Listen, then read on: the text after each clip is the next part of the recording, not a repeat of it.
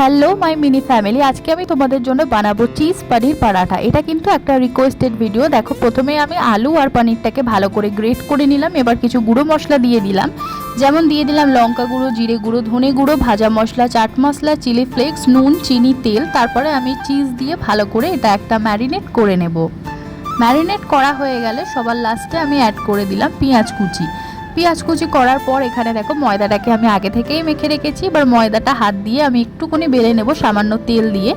এটার মধ্যে আমি স্টাফিংটা দিয়ে ভালো করে চারিদিক মুড়ে দেবো। মুড়ে দেওয়ার পরেই কিন্তু এরকম করে বেলে নেব।